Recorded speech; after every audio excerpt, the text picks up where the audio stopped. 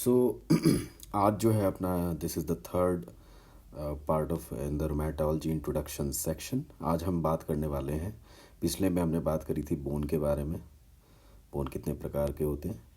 इस वीडियो में, इस लेक्चर में हम बेसिकली बात करेंगे जॉइंट्स के बारे में। ठीक है। सबसे इम्पॉर्टेंट चीज़ यहाँ पे आती है, अब जॉइंट्स के बारे में बात करते हैं तो मेनली 3 तरह के जॉइंट्स होते हैं। कितने प्रकार के जॉइंट्स होते हैं? 3 टाइप्स ऑफ जॉइंट्स। इसमें आता है सबसे पहले fibrous joint, we have fibrocartilaginous joint and we have synovial joint. उसके अलावा अपने पास क्या होता है? साइनोवियल जॉइंट होते हैं। ठीक है। तो जॉइंट कितने प्रकार के हो गए? जॉइंट अपने पास 3 प्रकार के हो गए। ठीक है। फाइब्रस और फाइब्रोकार्टिलेजिनस जॉइंट के बारे में सबसे पहले हम बात करते हैं। ठीक है। फाइब्रस और fibrocartilaginous joint. Fibrous fibrocartilaginous joint comprises a simple bridge of fibrous और फाइब्रोकार्टिलेजिनस टिश्यू। फाइब्रस या फाइब्रोकार्टिलेजिनस टिश्यू का एक सिंपल ब्रिज होता है जो 2 बोन्स को जोड़ता है together, where there is a little requirement for movement such as symphysis pubis. मतलब ये जॉइंट वैसी जगह ज़्यादा है, ये जो फाइब्रस या फाइब्रोकार्टिलेजिनस जॉइंट वहाँ मौजूद होते हैं जहाँ पे बहुत कम रिक्वायरमेंट होती है मूवमेंट की, where there is a little requirement for movement, जैसे कि अपना प्यूबिक सिम्फाइसिस। जो इंटरवर्टिब्रल डिस्क है, the intervertebral disc is a special type of fibrocartilaginous joint. Intervertebral disc एक स्पेशल टाइप का फाइब्रोकार्टिलेजिनस जॉइंट है जिसमें एक एमॉर्फस एरिया है called the nucleus pulposus.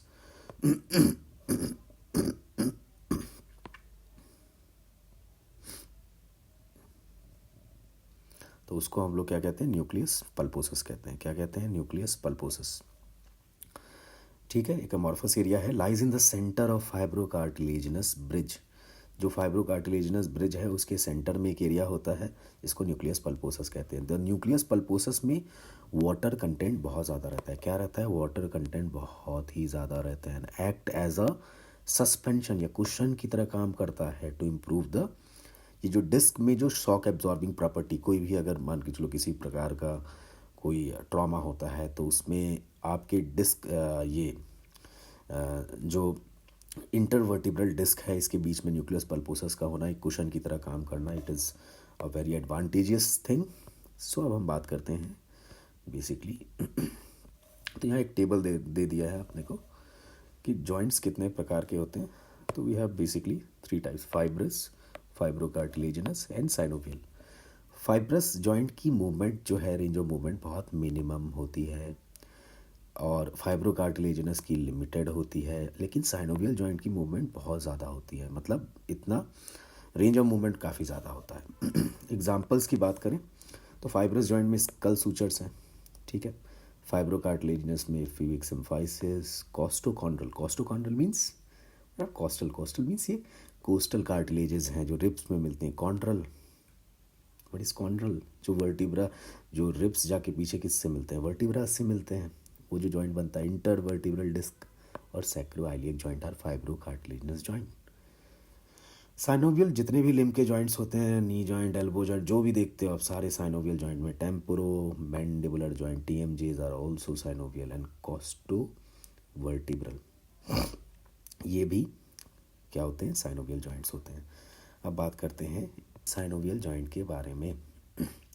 Synovial joint की बात करें तो these are complex structures containing several cell types. They are found where a wide range of movement is needed. ये तो पहले ही बात कर ली थी कि जहाँ वाइड रेंज मूवमेंट की रिक्वायरमेंट होगी वहीं पर साइनोवियल जॉइंट होगा। ठीक है।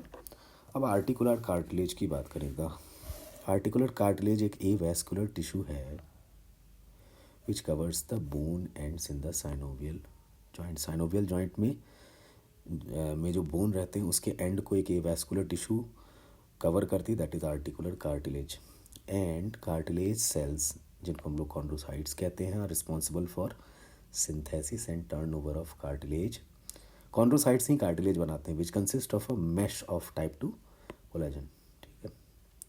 टाइप 2 कोलेजन फाइबर्स होते हैं कार्टिलेज में that extends through a hydrated gel of proteoglycan molecule. The most important proteoglycan जो इसमें होता है that is aggrecan, which consists of a core protein to which several glycosaminoglycan side chains are attached. ठीक है, figure है 26.5, 26.5, this is the figure. Ultra structure है articular cartilage का। सी, ये जो है टाइप 2 कोलेजन फाइब्रिल्स है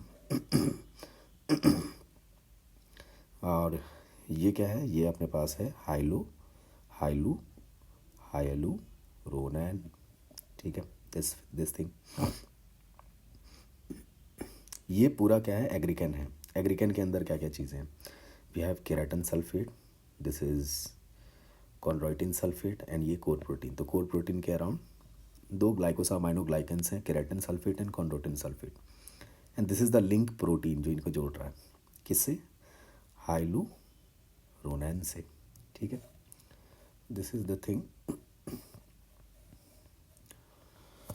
द ग्लाइकोसामाइनोग्लाइकेंस क्या होते हैं, दीज आर पॉलीसेकेराइड्स। क्या होते हैं, polysaccharides that consist of long chain of disaccharide. ये डाइसेकेराइड मिलके ही तो पॉलीसेकेराइड बनाएंगे। डाइसेकेराइड के repeat, comprising 1 normal sugar and an amino sugar. एक नॉर्मल शुगर होगा, एक अमाइनो शुगर होगा, ठीक है, normal sugar, amino sugar. The abundant glycosaminoglycan in the aggrecan are chondroitin sulfate। आप कौन कौन से GAGs होते हैं एग्रीकन में, जो बताया था हमने, that is your chondroitin sulfate and your keratin sulfate, ठीक है। Hyaluronin is another important glycosaminoglycan that binds to aggrecan. Hyaluronin एक दूसरे प्रकार का अपने पास ग्लाइकोसामाइनोग्लाइकेंस होता है जो बाइंड करता है एग्रीकन से to form very large complexes with a total molecular weight more than 100 million. Aggrecan has a strong negative charge and avidly bind water molecules to assume a shape that occupies the maximum possible volume. Negative charge है, negative charge will attract the positive charge, तो एक strong bond बन जाता है, ठीक है, एक strong bond बन जाता है। क्या बन जाता है, स्ट्रॉन्ग बॉन्ड बन जाता है, ठीक है, वाटर मॉलिक्यूल्स के साथ एक ऐसा शेप ले लेता है एग्रीकन, and binds water molecule to assume a shape that occupies the maximum possible volume जो अवेलेबल है। The expansile force of hydrated aggrecan, जो expansive force है hydrated aggrecan का, combined with restrictive strength of collagen mesh gives articular cartilage excellent shock absorbing properties। जो expansive force है hydrated aggrecan का जो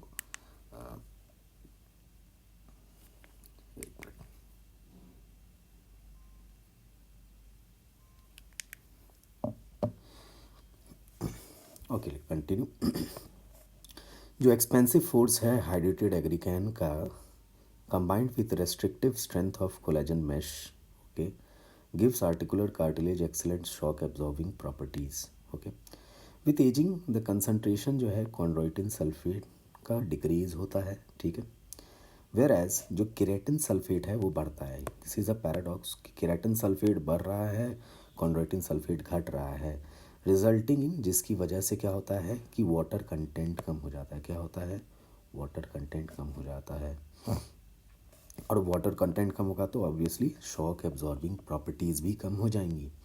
these changes differ from those seen in osteoarthritis, जहाँ पे osteoarthritis में abnormal chondrocyte का division होता है, प्रोटियोग्लाइकेंस का लॉस होता है मैट्रिक्स से, और वाटर कंटेंट बढ़ता है। तो ये उल्टा हो रहा है इसमें। जैसे ऑस्टियोआर्थराइटिस की बात करें तो वी हैव कॉन्ड्रोसाइट्स का एबनॉर्मल डिवीज़न होता है, प्रोटियोग्लाइकेंस का बेसिकली क्या होता है, लॉस मैट्रिक्स से, और water content, specially water content यहाँ पे बढ़ता है। क्या होता है, वाटर कंटेंट बढ़ता है, ठीक है, वाटर कंटेंट बढ़ता है। तो ये स्ट्रक्चर है किसी साइनोवियल जॉइंट का। अगर हमें ये फिगर पे आए तो वी कैन सी हियर कि ये स्किन है, सबसे आउटर से इनर जाते हैं स्किन और सबक्यूटेनियस टिश्यू है। This thing is what, this is a bursa, ठीक है। ये क्या है, ये वाइट वाला, what do we have here, this is tendon. ये क्या है, टेंडन है। ये टेंडन की कवरिंग होती है जिसको टेंडन शीथ कहते हैं. This is your ligamentous thickening of capsule. Ligamentous thickening है. This is muscle. This is again bursa. Here we have hyaline articular cartilage covering the end of bones in a joint. This is joint space. ये joint space है, ये वाला part. This is joint space. ये fibrocartilaginous pad है, shock absorber की तरह काम करेगा. This is synovial sheath. ये synovium है. This is joint capsule. Synovium के बाहर क्या है? Joint capsule. And this is a bone. ये क्या है? ये bone है. ठीक है. अब बात करते हैं. Now we are talking about the cartilaginous matrix is constantly turning over. Cartilage का जो matrix है वो continuously turnover होता है. And in health there is a perfect balance between synthesis and degradation. Degradation of cartilage matrix किसके द्वारा होता है? cartilage matrix का degradation aggrecanase. aggrecan को तोड़ने के लिए aggrecanase आए.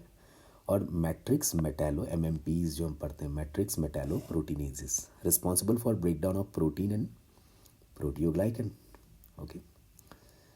And by glycosidase responsible for breakdown of GAGs. Glycosidase भी होते हैं अपने. ठीक है.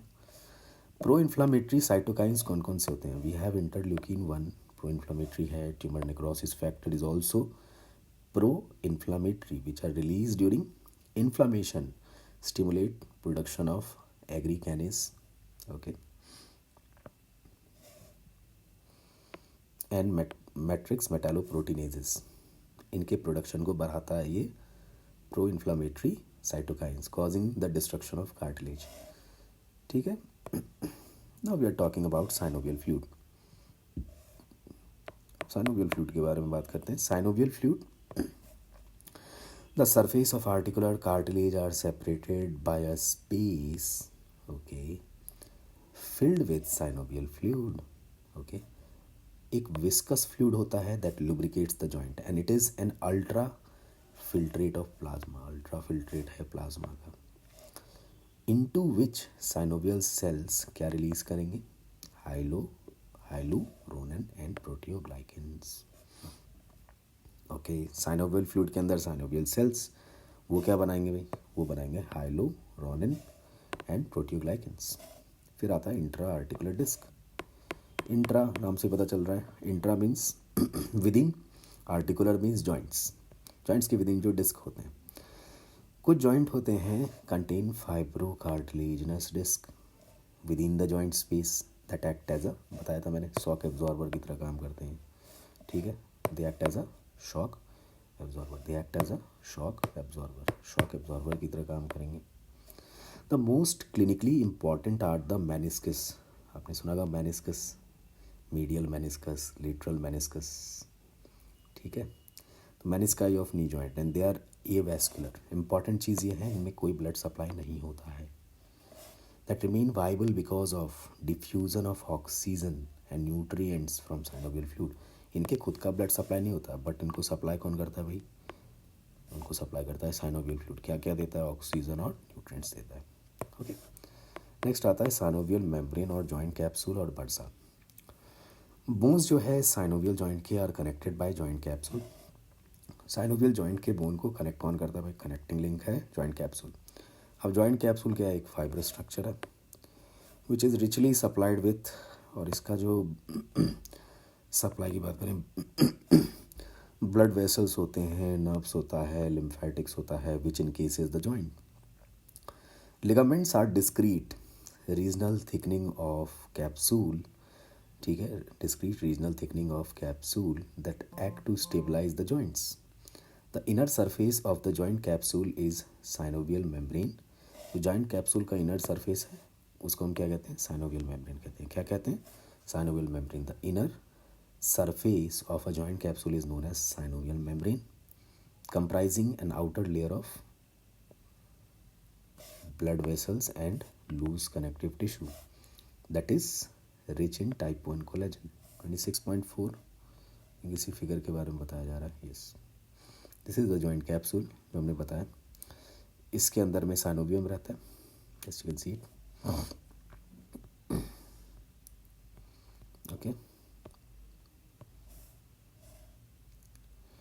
Type 1 collagen.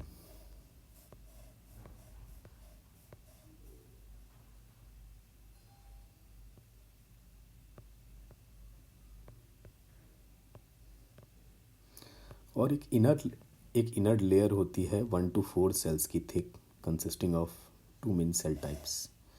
Okay, type A जो साइनोवियोसाइट्स होते हैं, 2 तरह के साइनोवियोसाइट्स होते हैं। We have type A synoviocytes जो फेगोसिटिक सेल्स होते हैं, डिराइव फ्रॉम मोनोसाइट्स और macrophages lineage and are responsible for removing particulate matter from the joint cavity. दूसरा टाइप होता है अपने पास टाइप बी साइनोवियोसाइट्स जो कि फाइब्रोब्लास्ट लाइक होते हैं सेल्स, जो साइनोवियल फ्लूइड का सिक्रीशन कराते हैं। ठीक है, एक तो सिक्रीशन कराएगा, दूसरा रिमूव कराएगा किसको, पर्टिकुलेट मैटर को। टाइप ए और type B.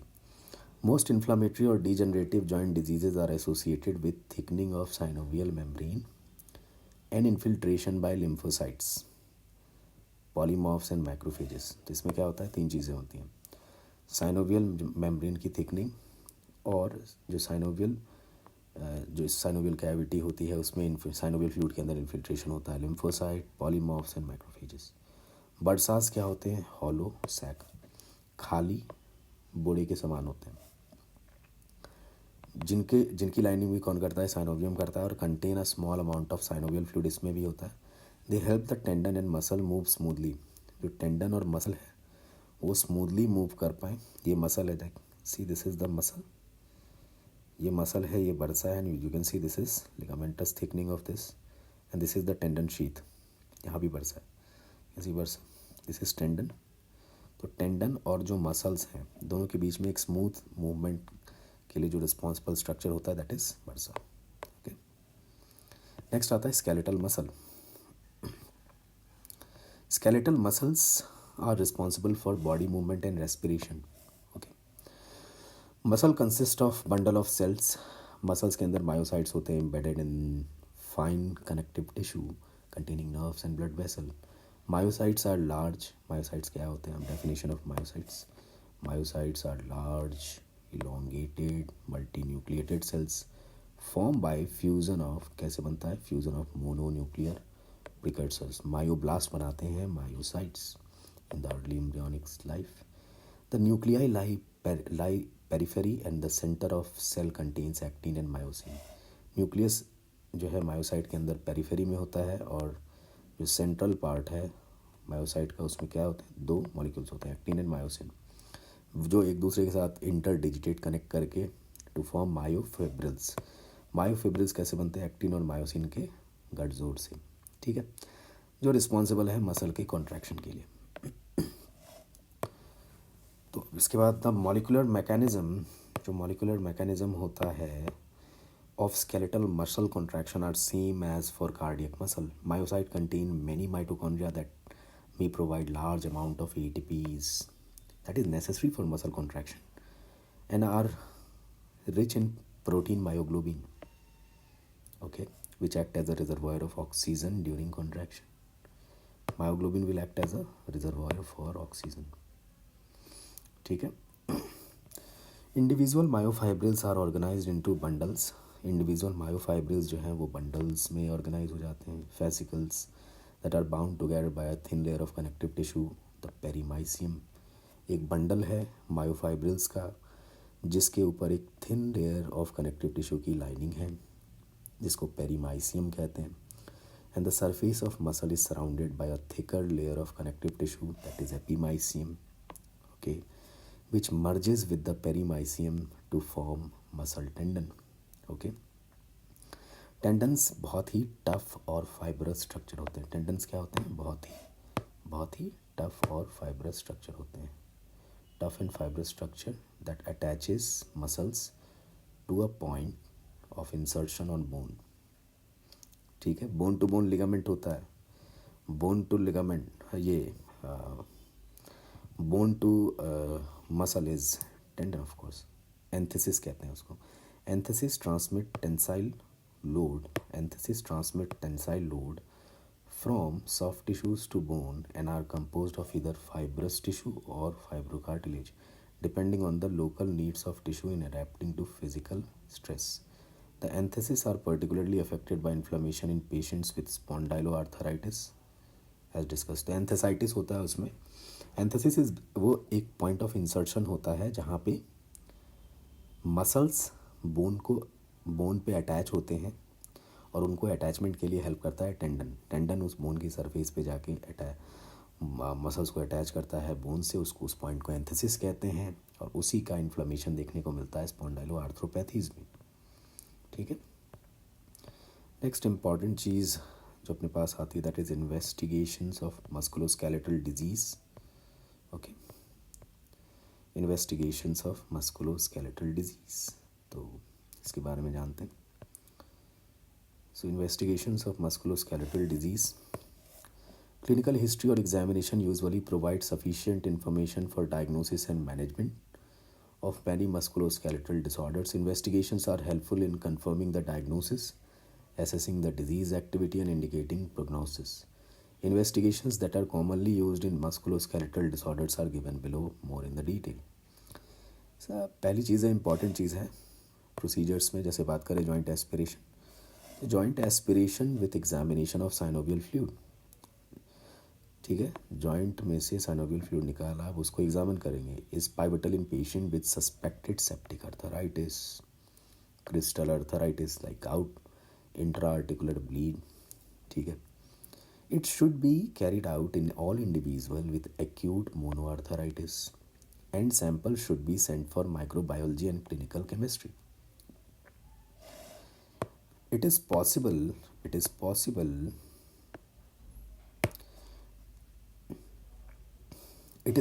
to obtain synovial fluid कैसे एस्पिरेट करके from the most peripheral joint and only a small amount is required for diagnostic purpose.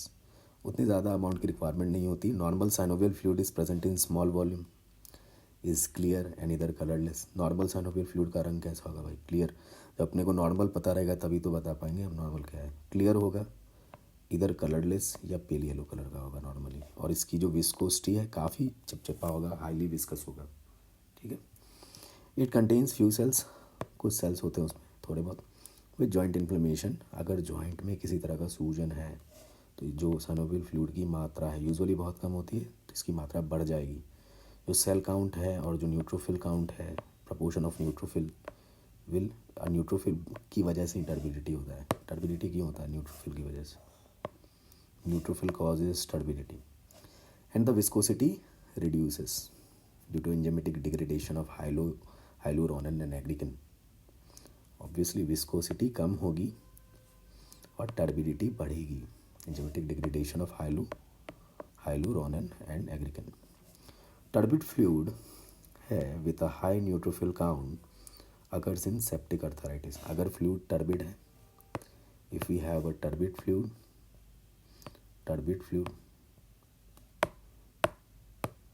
if we have turbid fluid with a high neutrophil count that occurs in septic arthritis, crystal arthritis में। ठीक है, and reactive arthritis. तो तीन तरह की चीज़ें हैं, septic arthritis, reactive arthritis और क्रिस्टल अर्थराइटिस। इसमें जो टर्बिडिटी है जॉइंट फ्लूइड की, that will increase. Turbid fluid with a high neutrophil count, septic arthritis. DDs क्या है? Crystal arthritis, reactive arthritis. High concentration of urate crystals or cholesterol can make synovial fluid appear white. Like we have urate crystal, किस में मिलेंगे भाई? Urate crystal मिलेंगे अपने को gout में, और cholesterol can make the synovial fluid appear white.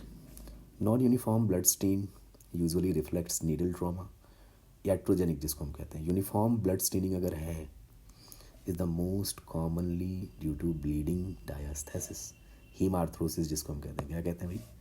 Uniform blood staining is most commonly due to bleeding diastasis, trauma, or pigmented villonodular synovitis, but can also occur in severe inflammatory synovitis. एक lipid layer flowing above blood stain, एक lipid की layer है floating above blood stain fluid is diagnostic of intra articular fracture. मतलब lipid, एक lipid की layer है और वो फ्लोट करे। ऑब्वियसली लिपिड विल फ्लोट अब उसकी जो स्पेसिफिक ग्रेविटी होती है वो आई थिंक कम होती है, तो वो फ्लोट करेगा is diagnostic of intra articular fracture and is cause by release of bone marrow, fat release होता है भाई इनटू द जॉइंट। ठीक है, crystals can be identified by compensated polarised light microscopy. Compensated light polarised microscopy से you can identify crystals। Compensated polarized light microscopy of fresh synovial fluid to avoid crystal dissolution and post aspiration crystallization। Urate crystals कैसे होते हैं? अब specific crystals की बात करें, urate crystals कैसे होंगे? लॉन्ग, और कैसे होंगी? Needle shape, and show a strong light intensity and negative birefringence. This is important, negative birefringence देता है कौन सा क्रिस्टल? अपना दैट इज ये क्या कहते हैं, यूरेट क्रिस्टल्स।